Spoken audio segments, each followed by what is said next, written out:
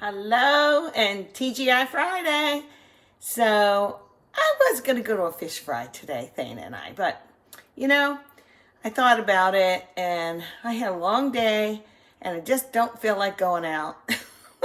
So I'm going to make a quick dinner. I just texted him and said, let's just, stay in, watch a movie and have a nice dinner at home. So I didn't even hear back from him yet. But I know he won't be disappointed because it was my big idea to go. So I thought, you know what? I had 3 potatoes left. 1, 2, 3. 1 potato, 2 potato, 3 potato, not 4. I just thought that up. Anyway, I scrubbed them real good.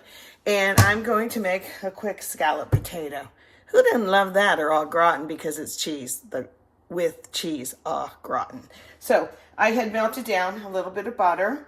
And I did it slowly. See how it's, it could be clarified. Actually, it went a little beyond that. But I'm going to add a little bit of flour and turn up the heat a little bit. And we'll start with a roux. We'll put some milk in it. We'll make a little bechamel. And then I'm going to add the cheese. So let's get this turned up a little. And it'll start to thicken and brown and bubble and turn even a little bit white around the edges. If you do this really slow and really long, you'll have a darker gravy. I don't necessarily want that. I should get out the milk while this is going. Actually, I do have the milk right here. Right here. I'm just going to use 2% today. Guess what I did, you guys? Why am I telling you this? I don't know. I went to have a bowl of Rice Krispies this morning, and I guess we don't go through a lot of milk. You know what I'm going to say. I got the bowl, and I got it in there, and I got my spoon, and was walking in the room, going to watch TV while I ate my morning breakfast, and I took one bite, and I was like, I held my breath with that in my mouth all the way into the kitchen. It was like very sour milk. Luckily, we had a backup downstairs.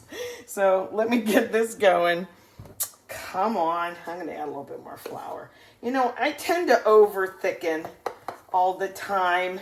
And then I don't have as much sauce or whatever in my mac and cheese or whatever it is. But let's just get this going. Guess what? See this big skillet? I'm just going to cook them in there. Sometimes I would make my roux in a sauce pot, and then add everything and then take the whole thing. And I went, why don't I just do this and cook it in the oven? On that note, I better unlock, and I'll do the upper oven. We'll do bake. I'm going to do it pretty high. I'm going to do it at 400 for a little bit to get it going. I can always turn it down, right? So I'm going to preheat. See how it's a little darker? Like that. Okay, I'm going to let it go for another minute, and then I will check. Let's add some milk. How much? I don't know. But enough because I have those potatoes. They're pretty big. I'm just going to slice them down. Do I have a nice new, in fact, Cuisinart? I treated myself and bought a nice food processor because mine was, honestly, I had it when I had Lindsay. It was so old. It didn't even work right. I had to how it clicks, and unless it's in place, it won't function. I had to put a knife down so that, well, never mind, so that it would actually work. Okay, I had to turn the heat down. Did you see that? So thick. So what do, right? That's too thick. You add a little bit of milk. That's what you do. You can always add more. You can add water too a little bit, but it's not going to be the same. Okay, let me get this stirred up. And then when the flour is all cooked through and it looks right to me, what I'll do is we'll add chunks of cheese, but I got to get those ready. Alrighty, I grated some cheese. This time, I like to mix up the cheeses. So this time I had some Colby and I used my hand grater because I think this tastes better than the already shredded stuff. Told you before, I think it's coated in cornstarch so it doesn't stick together like this, how this sticks together. See? That's good cheese. That's why. And yes, do I use this? I'm not a snot. I'm not, bad. We definitely use this as well. I did not salt the milk like when it was, sometimes you scald the milk first and you salt it. So I am going to add a little bit of salt in here. I did taste it. And potatoes, well, salt's their best friend, let's face it. Okay. So at this point, I turned it down pretty low. We're going to add some of that cheese. I don't know what other kind of cheese I'm going to add. You know what? How about this too? Like, I'm going to put some of that in. Cheese acts kind of as a thickener, so you got to watch when you put it. I'm going to dump it all in. Okay. Get in there. We're making a cheese sauce for the au gratin potatoes. Okay, I need a different spoon. This one's not going to fly for that. I need just a big spoon. And I can use metal on metal right here. So let's see if this melts real nice. And then we get a little bit more in and a little bit more. Stirring. And then I'm going to cut those potatoes. Yeah, I'm going to get a little bit more in here. Cut the potatoes. We'll add those in. The oven is heating up.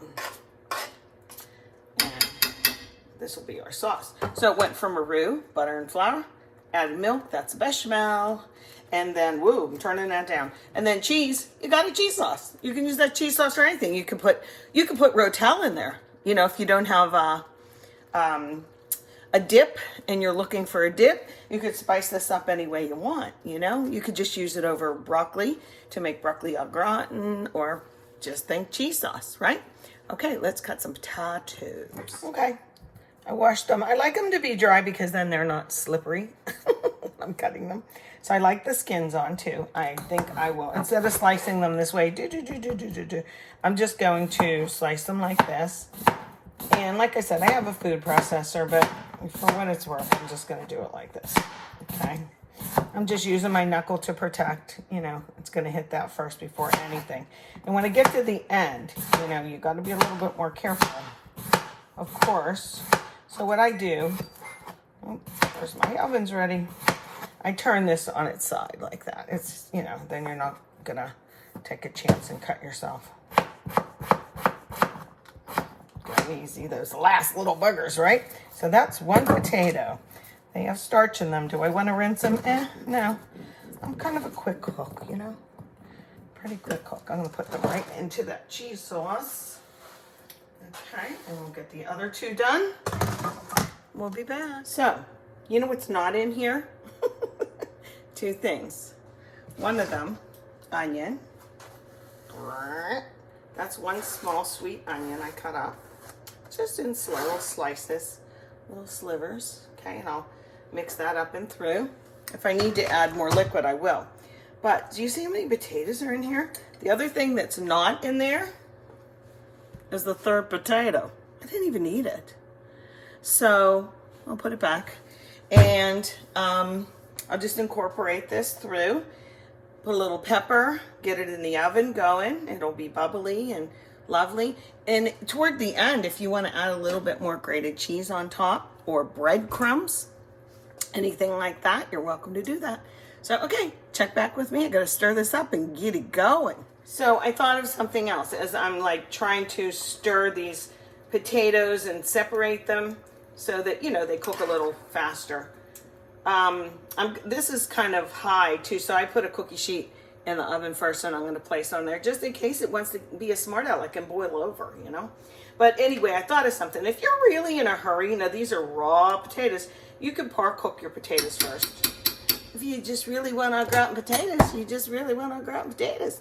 So let's get this in the oven and go from there. Along with our au gratin potatoes tonight, I had some ham slices in proportions, not like a big ham, you know. I had them and I vacuum sealed them and I had them in the freezer for this. What am I going to make for dinner? And these are so nice. They were on sale at Aldi. I think they were $1. Can't beat that, right? And while they're not perfect, some of them, that's okay. We'll throw them away.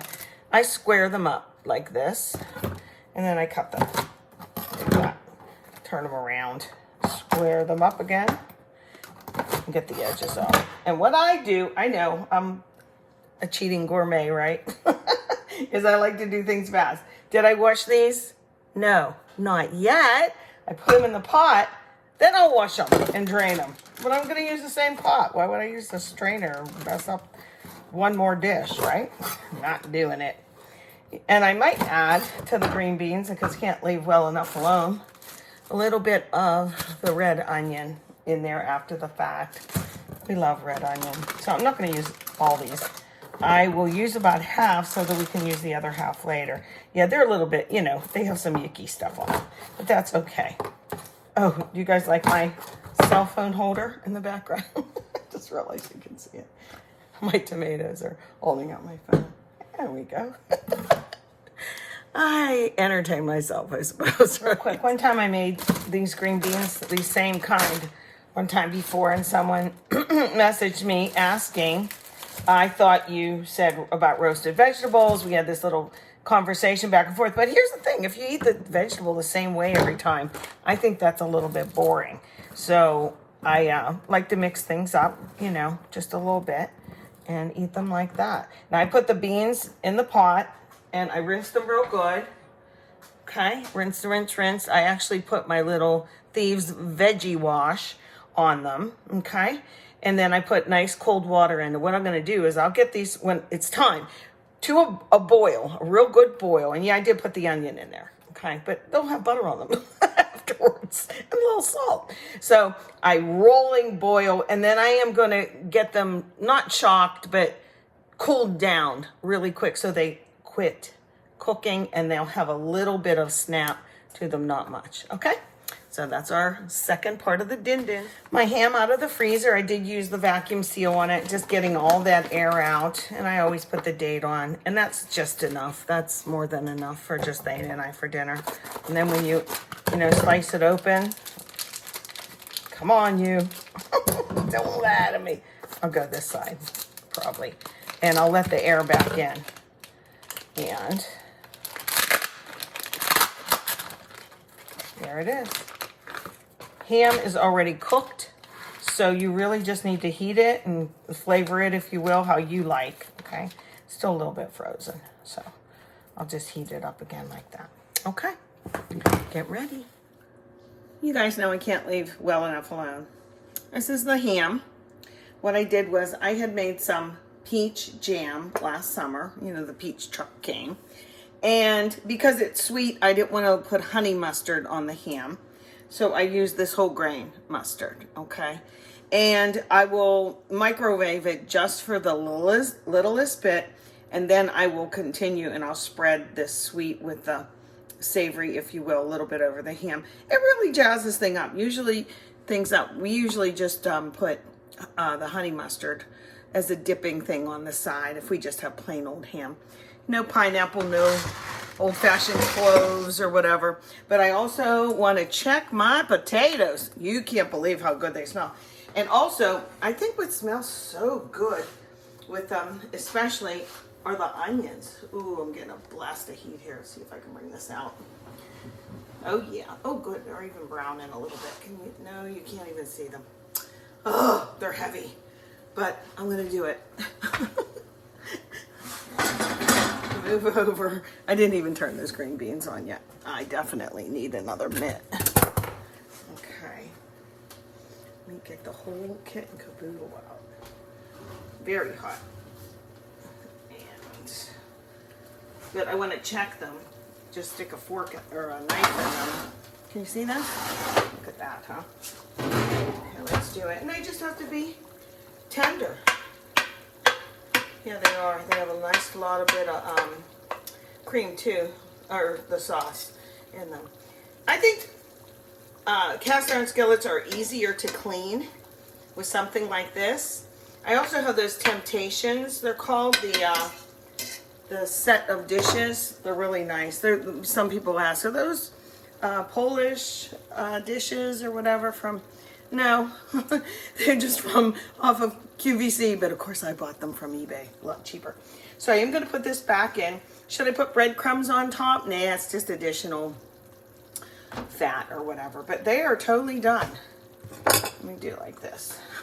I like you like me, you like the little brown bits, so you know what I'll do. I'll stir it up a little, put it back in, and I'll get more brown bits that way. Yum. Fried cheese. Okay, we're almost there. Now I'm going to turn on those green beans.